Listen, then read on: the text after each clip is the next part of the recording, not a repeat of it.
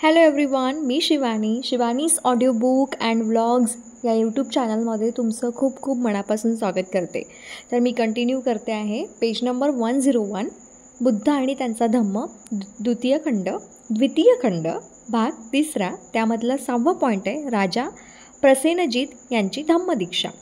So everyone, याच्या आधी मी बरंच काही कवर केलेलं आहे. त्याची लिंक मी डिस्क्रिप्शन बॉक्समध्ये देते आणि तुमच्याकडून फक्त एकच रिक्वेस्ट करते आणि एकच अपेक्षा ठेवते की तुम्ही हा व्हिडिओ जर ऐकत असाल तर प्लीज तुमच्या फॅमिली, रिलेटिव्स, फ्रेंड्सला सगळ्यांना शेअर करा, जेणेकरून तुमचं एक सपोर्ट माझ्या टॅलेंटला समोर नेऊ शकतं. तर मी आता कंटिन्यू करते आहे. ऑडिओ बुक आहे राजा प्रसेनजीत यांची धम्मदीक्षा. भगवान बुद्ध आल्याचे ऐकून राजा प्रसेनजीत आपल्या राजेशाही इतमामासह जेतवन विहारात गेला. दोन्ही हात जोडून वंदन केल्यावर तो म्हणाला, माझे राज्य खरोखर आज भाग्यवान झाले आहे की आपण येथे आला आहात. आपल्यासारखा सत्याचा मार्ग धर्मराज उपस्थित असताना या राज्यावर आपत्ती आणि संकटे कशी ओढवतील बरे. ज्या अर्थी आता मला आपले पवित्र दर्शन झाले आहेत त्या अर्थी आपल्या धर्मामृताचे प्राशन करायला मिळावे. ऐहिक संपत्ती ही अनित्य आणि नाशवंत आहे, परंतु जे धर्मरूपी धन आहे ते शाश्वत आणि अविनाशी आहे. ऐहिक जीवन जगणाऱ्या राजाचेही जीवन दुःखी असते, परंतु पवित्र जीवन जगणाऱ्या सामान्य माणसालाही मनशांती लाभते आणि सुखाची हाव आणि अभिलाषा यांना कंटाळलेल्या राजाच्या मनाची स्थिती ओळखून भगवंत म्हणाले, अतिसामान्य स्थितीत जन्माला आलेल्या लोकांनी धर्मपरायण मनुष्य पाहिला तर त्यांना देखील त्यांच्याबद्दल आदरभाव वाटतो. मग त्याने पुष्कळ पुण्य अर्जित केले आणि अशा स्वतंत्र राजाला किती आदर वाटत असेल बरे. आणि म्हणून मी थोडक्यात धर्मोपदेश देत असताना महाराजांनी माझे म्हणणे नीट लक्षपूर्वक ऐकावे व आत्मसात करावे. आपली बरी वाईट कर्मे नेहमी छायेप्रमाणे आणि आपला पाठपुरावा करीत असतात. सर्वात अधिक गरज कशाची असेल तर ती करुणामय हृदयाची. आपल्या प्रजांना एकुलत्या एका मुलाप्रमाणे माना. त्यांच्यावर जुलूम करू नका, त्यांचा नाश करू नका. आपल्या शरीराच्या प्रत्येक अवयवास संयत ठेवा. कुमार्गाचा त्याग करा व सन्मार्गाने जा. दुसऱ्यांना पायदळी तुडवून स्वतःची उच्चपदी चढू नका. दुःखिताला सुख द्या आणि सांत्वन द्या. राजेशाही बडेजावास अधिक महत्त्व देऊ नका किंवा तोंडपूजा करणाऱ्यांची गोड शब्दात केलेली स्तुती ऐकू नका.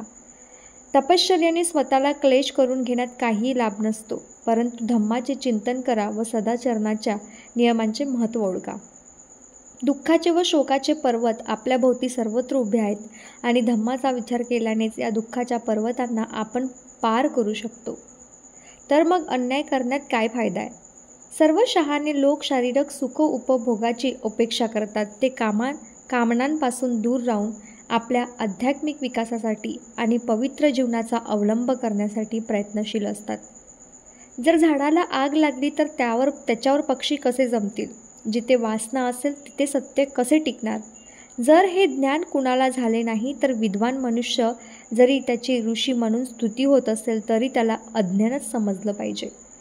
ज्याला हे ज्ञान झाले आहे त्याला प्रज्ञा प्राप्त होते. प्रज्ञेची प्राप्ती करून घेणे हा मानवी जीवनाचा एकमेव उद्देश आहे. तिच्याकडे दुर्लक्ष करणे हे जीवनाचे अपयशच होय. सर्व पंथाची शिकवण याच्यावरच केंद्रित झाली पाहिजे, कारण त्याच्या शिकवण सर्व निरर्थक आहे.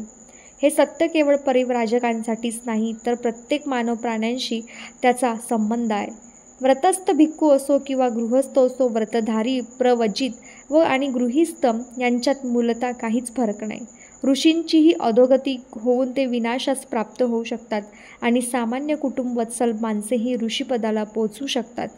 कामवासनेचा सर्वांना सारखाच धोका असतो. सगळे जग त्यात भरतीत वाढून जाते आणि तो तिच्या भोवऱ्यात एकदा सापडतो त्याची सुटका होत नाही. परंतु प्रज्ञा ही नौका आहे आणि हे विचार तिचे सुकाणू आहे. धम्म तुम्हाला असा आदेश देतो की तुम्ही मारशूळपी शत्रूपासून आपले संरक्षण करा. आपल्या कर्माचे परिणाम टाळणे आपल्याला अशक्य आहे.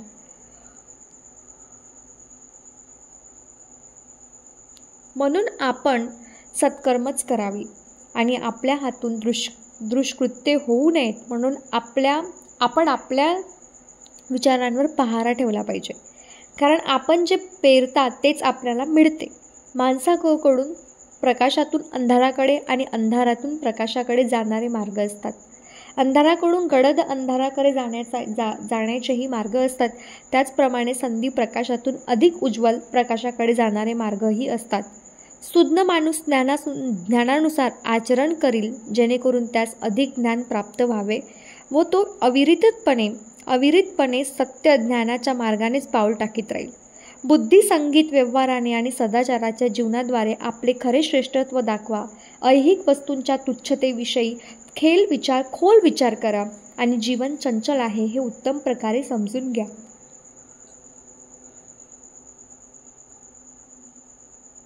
आपल्या विचारांना उच्चतेकडे न्या. श्रद्धा, निष्ठा असू द्या.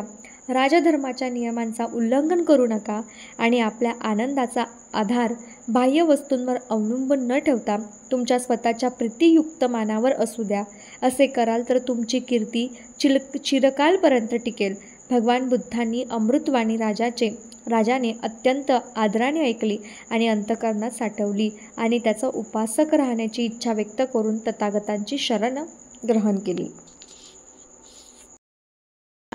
जीवक हा राजगृहातील शाल्वती नावाच्या वेश्येचा मुलगा होता.